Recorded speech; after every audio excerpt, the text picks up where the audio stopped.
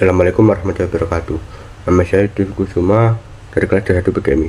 Kali ini saya akan menjelaskan perkembangan prenatal dan kelahiran setelah masa bayi. Yang pertama ada calon perkembangan prenatal. Calon perkembangan prenatal mengikuti periode hormonal. Masa hormonal adalah masa perkembangan prenatal yang berlangsung pada 2 minggu pertama setelah pembuahan. Yang kedua ada periode embrio. Periode embrio ini adalah periode perkembangan prenatal yang terjadi antara 2 sampai 8 minggu setelah pembuahan. Yang ketiga ada periode janin. Masa janin yang berlangsung sekitar 7 bulan adalah masa prenatal antara 2 bulan setelah pembuahan dan kelahiran pada kelahiran pada umumnya. Yang kedua ada teratologi dan bahaya pada prenatal. Teratologi dan bahaya pada prenatal meliputi perkembangan. Prinsip umum teratologi adalah agen apapun yang berpotensi menyebabkan kelahiran cacat atau secara negatif mengubah kondisi dan perilaku. Yang kedua ada obat resep dan non resep. Obat resep dan non resep juga memiliki efek pada embrio atau janin yang tidak pernah dibayangkan oleh wanita. Obat resep yang dapat fungsi sebagai terotekan antara lain antibiotik dan terasiklik. Yang ketiga ada obat psikoaktif. Obat psikoaktif adalah obat yang bekerja pada sistem saraf untuk mengubah keadaan kesadaran, mengubah persepsi, dan mengubah suasana hati.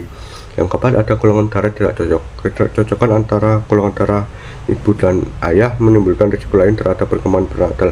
Golongan darah diciptakan oleh perbedaan struktur permukaan sel darah merah. Yang kelima ada bahaya lingkungan. Beberapa bahaya resiko lingkungan terhadap embrio adalah limbah beracun dan bahan kimia lainnya. Khususnya radiasi sinar X dapat mempengaruhi perkembangan embrio atau janin dalam beberapa minggu pertama.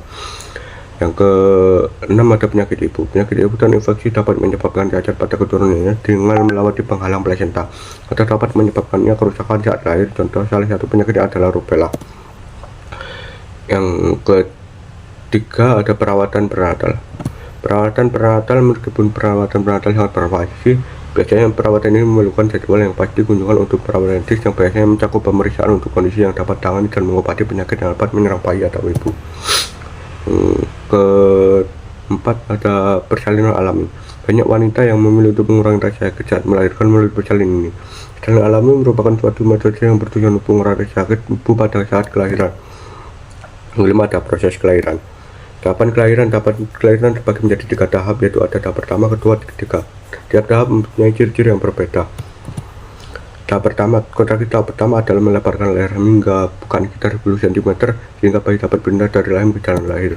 Tahap kelahiran kedua dimulai saat kepala ibu mulai terbentuk untuk bergerak melalui rahim dan jalan lahir. Yang ketiga mencapai tahap plasenta, tali pusar, dan selaput lain terlepas dan diusir. Mengenai bayi yang baru lahir, setelah bayi dan orang tua yang dikenalkan, bayi baru lahir dibawa untuk ditimbang, dibersihkan, dan diuji tanda-tandanya. Beramah dan berat badan bayi lahir rendah. Bayi prematur adalah mereka yang dilahirkan 3 minggu atau lebih sebelum mencapai masa kehamilan sepenuhnya. Konsekuensi dari kelahiran prematur: anak yang lahir prematur memiliki risiko lebih tinggi daripada lahir normal. Anak prematur mungkin mengalami kecacatan, hiperaktif, defisit perhatian, atau masalah pernapasan seperti asma.